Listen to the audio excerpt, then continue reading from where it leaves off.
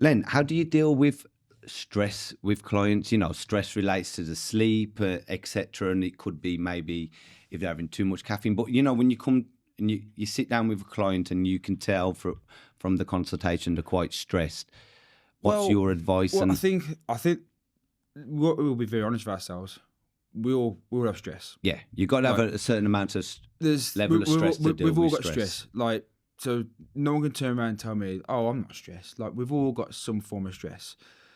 And again, people, will say, "Oh yeah, but I've got mental health." No, you haven't. You just have a stressful day at work. Stop Yeah. saying you got mental health. You haven't. It does. Oh, is that what you know, mate? It really bothers me. No, It bothers- it's the like- mental health attack. It's like, Right? it's Yeah. like, yeah, it's like you just had a stressful day, right? Yeah. Just that, my opinion.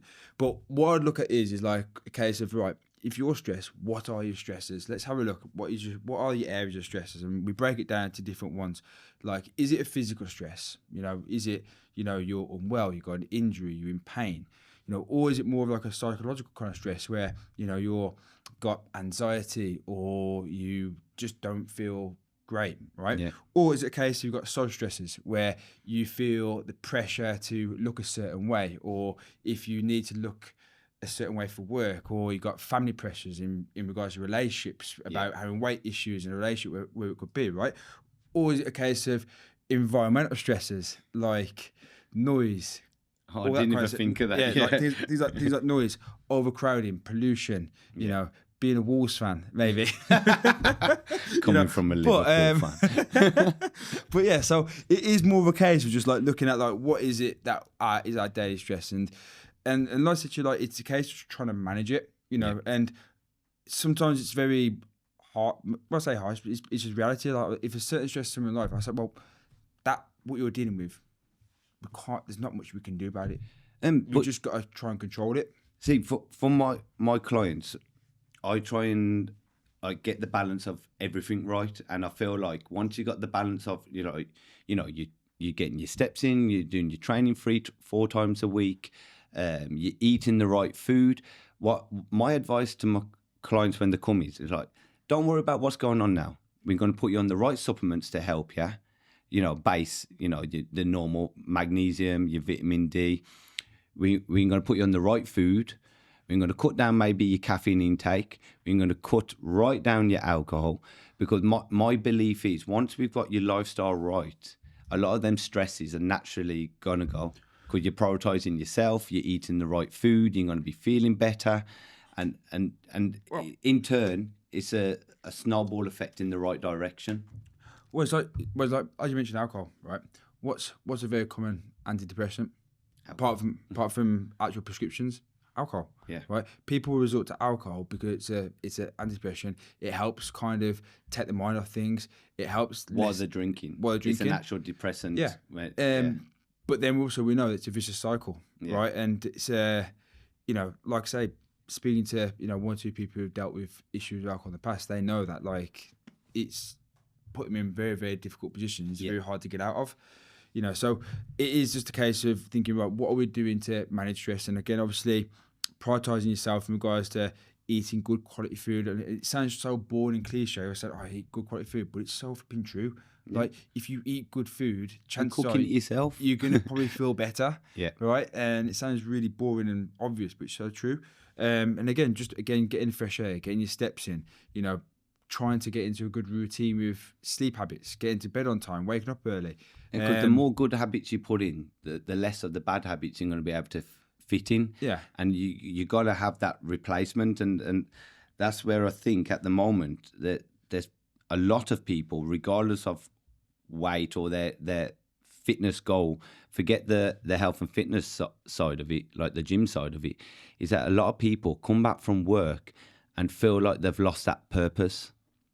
They're bored. They're sitting down watching Love Island every night.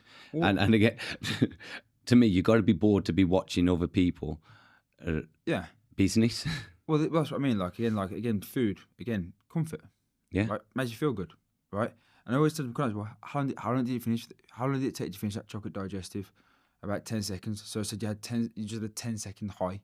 Yeah, and that's it. 10-second enjoyment. And then guess what? It's not long enough. So you've got to eat the whole pack. So you go for another one. Yeah, and that's what I mean. Like no one's eating one digestive. Nah, No chance. Like you're gonna Especially a chocolate one. Yeah, especially you're drinking your tea or coffee. Special mug for that. But yeah, I do think, like I say, everyone manages the stress in different ways. And again, like I say, I always try to tell people, like, especially to my morning clients who are very stressed out. I said, right, you've got a very stressful life right now, but you come to the gym, prioritize yourself first is a step in the right direction. 100%. I said, straight away, you've set the tone for the day. Yeah. Right, you've already prioritized yourself, and what's that going to do? It's going to make you feel good. You release your endorphins, right? Straight away, feel good. Boom, you go into your day. You get someone else comes along, and already you start to collectively get a bit better. Do you advise any supplements to your clients for like serotonin? Like anything that will help? Well, for of us, I said to the client the other day, I says sunlight. I said sunlight. I says you wake up in the morning.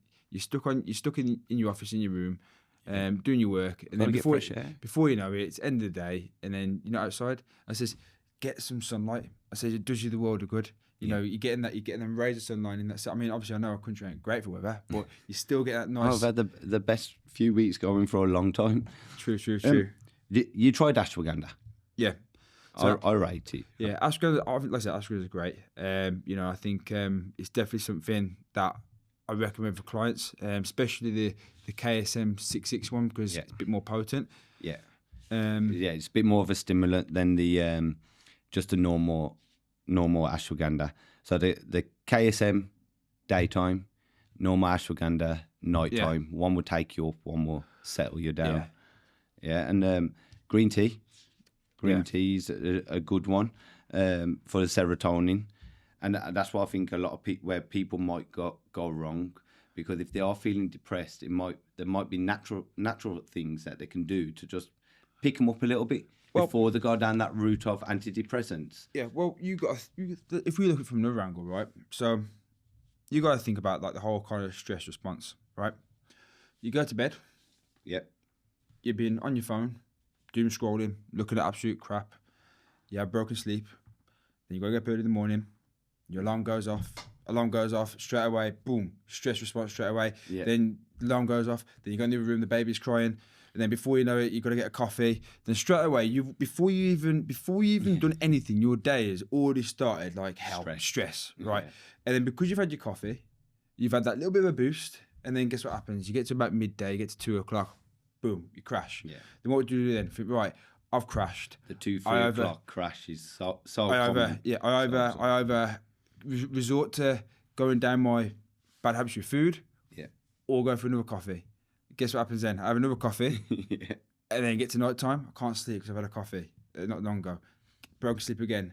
Wake in the morning, alarm. And that continual vicious cycle all the time. Groundhog Day. Yeah, that's what it. So, and then obviously that doesn't include what's going on in the day. Whether your kids you change your kid's nappy, or you got to go into work for a stressful meeting, or you get back home, the dog's crapped on the carpet or something, or do you know what I mean? Like so many different things that are going on in your day that could be so stressful.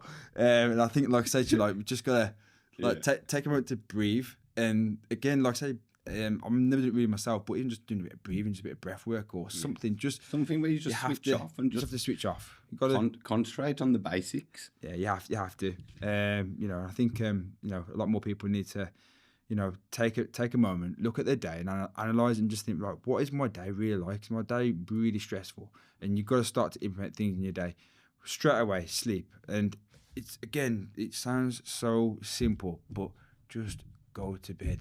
Yeah. Just go to bed.